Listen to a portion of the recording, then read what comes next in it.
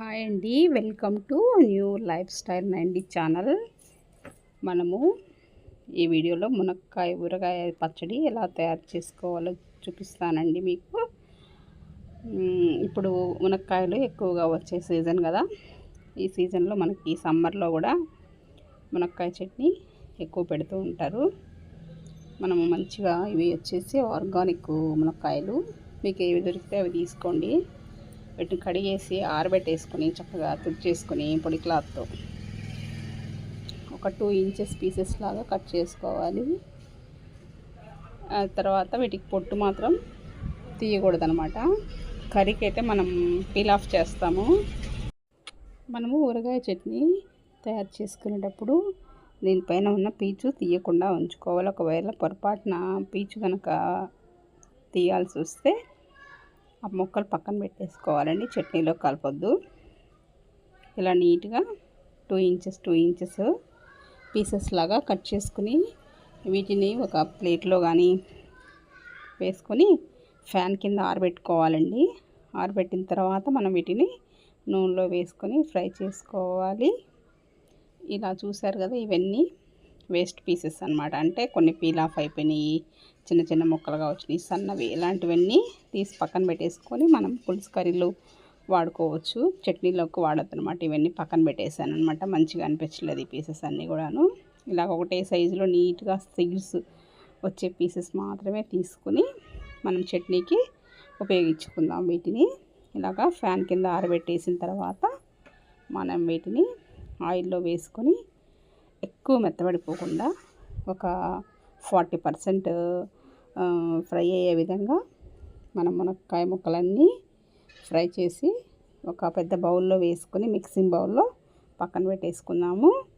Next వచ్చేసి మరో pan పెట్టుకుని ఫస్ట్ వేడి చేసుకున్న తర్వాత మెంతులు వేసుకోవాలి. తర్వాత ఆవాలు వేసుకోవాలి. మెంతులు కొంచెం తక్కువ క్వాంటిటీ తీసుకోవాలి, ఆవాలు అయితే కొంచెం ఎక్కువ క్వాంటిటీ తీసుకోవాలి. చక్కగా దూరగా ఫ్రై చేసుకోవాలి.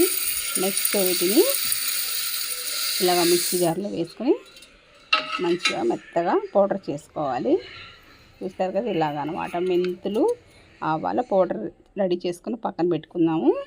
మనకి చింతపండు కావాలి కదా, చింతపండు తీసుకుని దీంట్లో పీచులు గింజలు లేకుండా నీట్గా క్లీన్ చేసుకుని ఈ చింతపండులు వేడి నీళ్ళు వేసుకొని గుజ్జు అనేది తీసుకోవాలి మనము, చింతపండు గుజ్జు.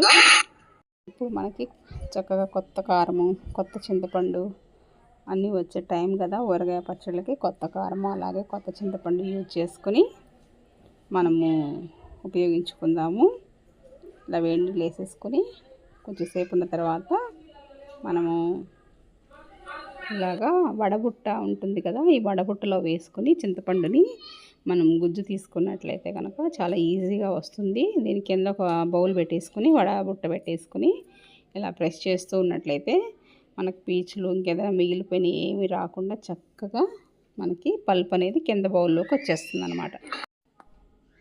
నెక్స్ట్ ఈ చింతపండు గుజ్జుని మనము మందంగా ఉండే బౌల్లో వేసుకొని చింతపండు గుజ్జుని ఉడికించుకోవాలి. ఎందుకంటే అడుగంటి మాడిపోకుండా మనకి గుజ్జు అనేది మంచిగా రెడ్ కలర్లో ప్రిపేర్ అవుతుందన్నమాట. దానికోసం నేనైతే ఇలా కుక్కర్ పెట్టేశాను. కుక్కర్లో వేసుకొని చింతపండు గుజ్జు అనేది ఉడికించుకోవాలి.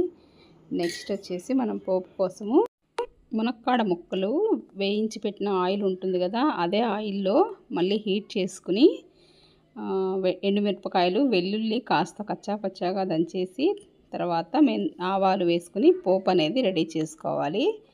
అన్నీ చల్లారిన తర్వాత ఇలాగా పెద్ద మిక్సింగ్ బౌల్లో మనం వేసుకున్నాం కదా మునక్కాయ ముక్కలు, వాటిల్లో ఫస్ట్ ఉప్పు వేసుకోవాలి.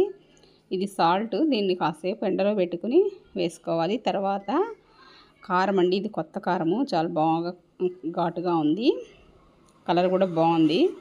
ఈ కారం వేసేసుకుందాము. తర్వాత మెంతులు ఆవాలు మిక్సీ పెట్టాం కదా పౌడరు, అది కూడా ఈ మిక్సింగ్ బౌల్లో వేసుకుందాము. ఇది వచ్చేసి రైస్ కుక్కరు కి వస్తుంది కదా కొలతగా, ఆ బౌల్ అనమాట. సాల్ట్ వేసాను, తర్వాత కారం కొంచెం వెల్తిగా వేసాను, కారం కన్నా ఇంకా వెల్తిగా మెంతిపిండి ఆవపిండి వేసాను. ఇవన్నీ కలిపేసుకుందాము ముందుగా. ఇవి వచ్చేసి 1/2 కేజీ ముక్కలు. 1/2 కేజీకి 150 గ్రాములు చింతపండు వేసుకోవాలి. ఉప్పు అవన్నీ టేస్ట్ చూసుకొని సరిపోకపోతే ఇంకా కొంచెం సాల్ట్ ఒకటే వేసుకోవాల్సి ఉంటుంది. కారం కాస్త తక్కువగానే వేసుకోవాలి. కమ్మగా పుల్ల పుల్లగా రుచిగా ఉంటుందన్నమాట ఈ మునక్కాయ పచ్చడి. తర్వాత చూస్తారు కదా చింతపండు గుజ్జు ఎంత మంచి కలర్ ఎలా ఉందో. ఈ చింతపండు గుజ్జు కూడా వేసుకుని ఈ చట్నీలో కలిపేసుకుందాము. మనం ముందుగా పోపు రెడీ చేసాం కదా, పోపు కూడా చల్లార్చుకోవాలి. చల్లారిన పోపు ఆయిల్ మొత్తము ఈ మునక్కాయ ముక్కలు మొత్తము కలిసిపోయే విధంగా మంచిగా కలిపేసుకోవాలి.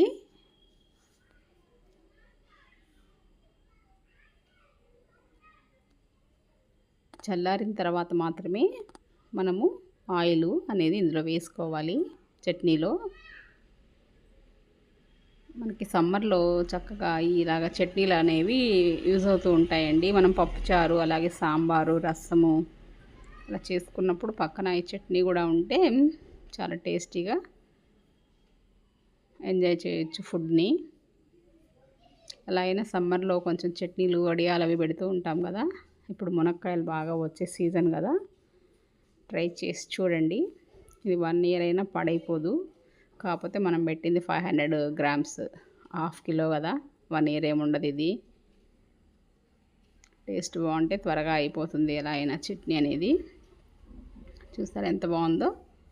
ఒక 3 డేస్ తర్వాత దీన్ని మనం తినడానికి యూజ్ చేసుకోవచ్చు అనమాట. చాలా టేస్టీగా ఉందన్నమాట ఈ చట్నీ. నచ్చినట్లయితే మీరు కూడా ట్రై చేయండి.